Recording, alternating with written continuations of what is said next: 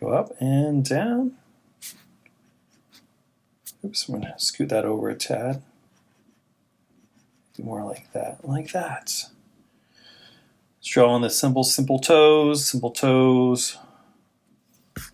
and there we have it. It's our dog.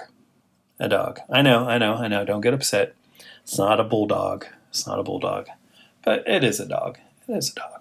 So now we're not done there with arts because we want to go through and we really want to kind of clean up these lines. This is the fun part. We can go in and just really, we're kind of inking our line here. It's a neat way to refer to it, inking the line. I know we're not using ink pen, using a pencil, but we can still ink the line. Now, inking the line is you go back over these lines and you just make them a lot thicker. See how it already looks darker?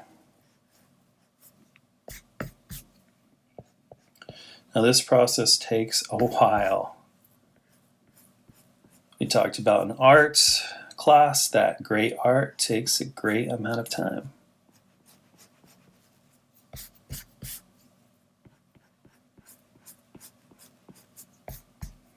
This is where it's nice to have music in the background, maybe. Something that's super relaxing, something super chill.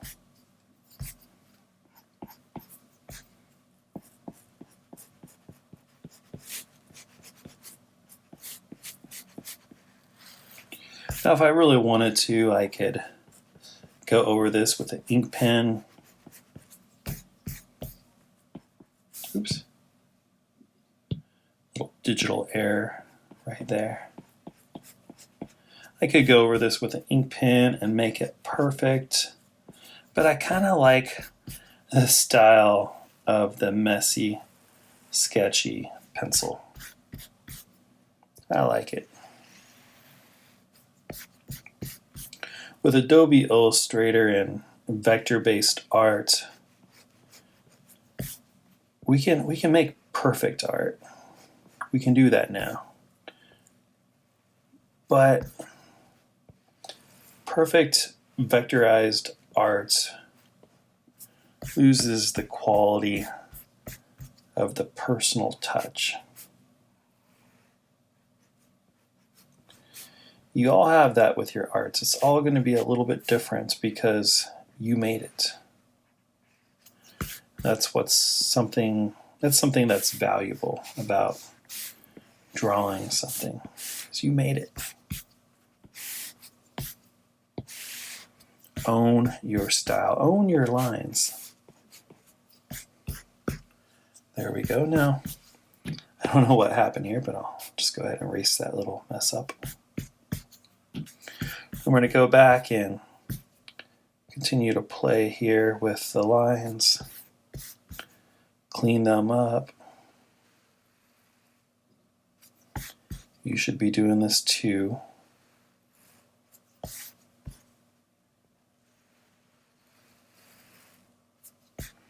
And we talked about before in class about line width variety.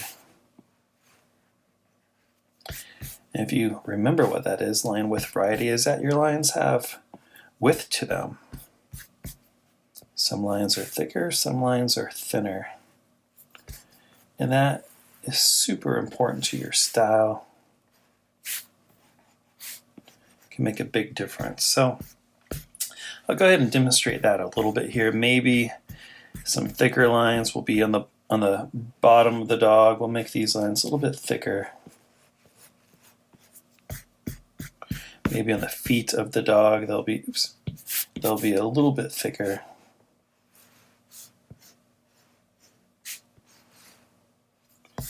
Kind of make the character a little bit more grounded.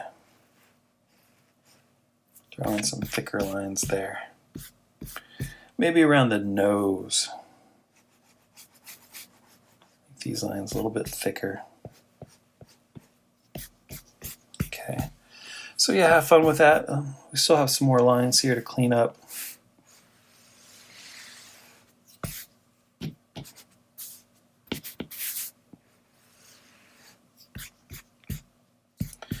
And I even want to make some of these a little bit darker.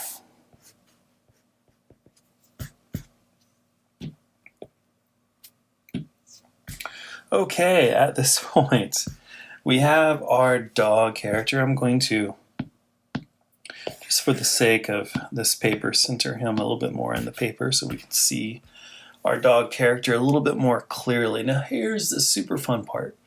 If you just have a wooden pencil, you can just shade this character. If you only have a pen with you right now, you can crosshatch or stipple this character. Remember cross-hatching from class and stippling. Stippling's the little dots in case you forgot or you're new to the class. But what would be fun is if you have color pencils. And if you have color pencils, you can do some coloring here.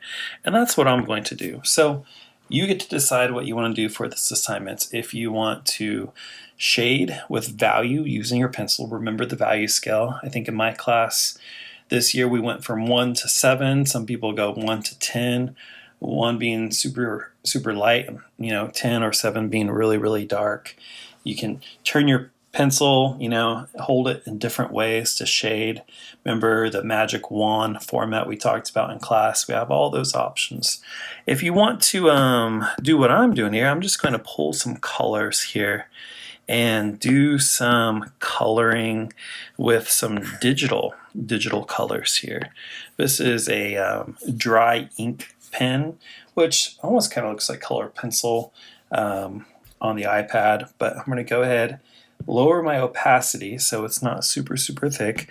I'm on a bottom layer here, so I'm going to go ahead and just start coloring here. You can be coloring too with your color pencils.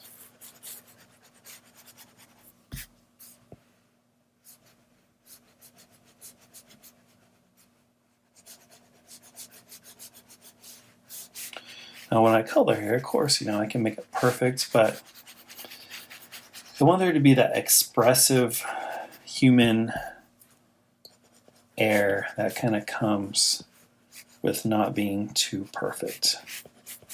That expressive quality. Yes, we talked about expressionism in class, and I kind of like that.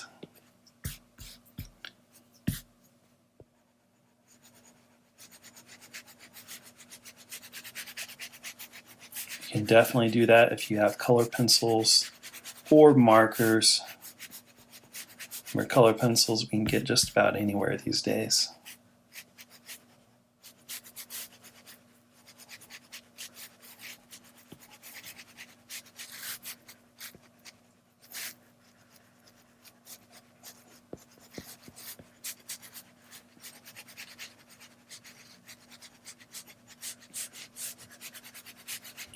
I'm going out of the lines a little bit, but that's okay.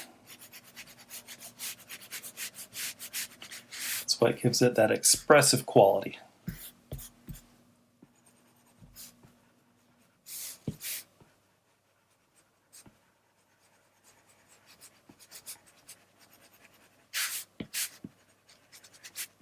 And plus, we're having fun here. We're not super stressed out. I mean, hey, we're out of school, right? Come on. Should be fun. Hopefully you're having fun. Okay, so what I'm going to go ahead and do now, and you can do this with your color pencils if you have them, is I'm going to find a darker value. I'm going to pull down change my opacity, and here I'm just going to go through and try to add some darker shading. You can do this with a different color if you want. Maybe you were using an orange, now you want to switch it to a brown. Completely feel free to do that. Maybe you really want to experiment here and use a wild color that normally would probably not go with this.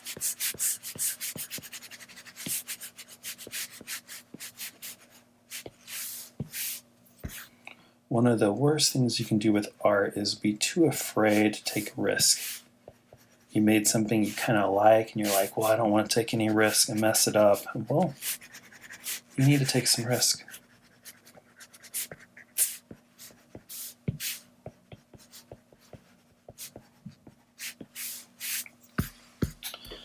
I'm gonna go here and play along with it, play around with it. I'm gonna pull up a red.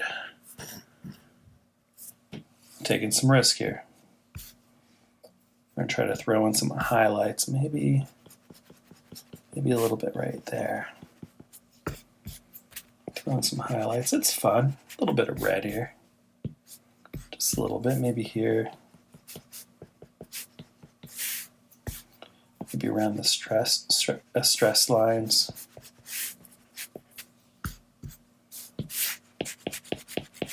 Why not?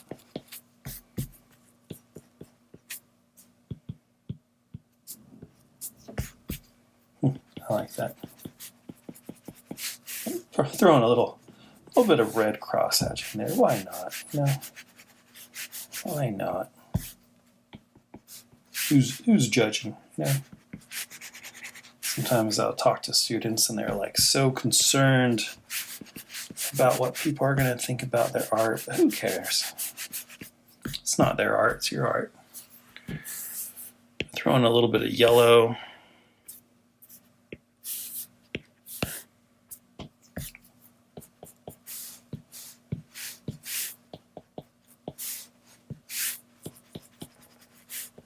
Oops. Change that.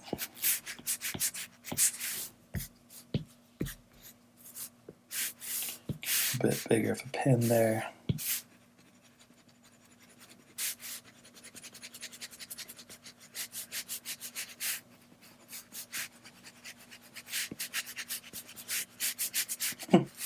I love the messy look here. It's so fun to make things messy. So many people are so scared to make things messy, but hey, it's a great part of art.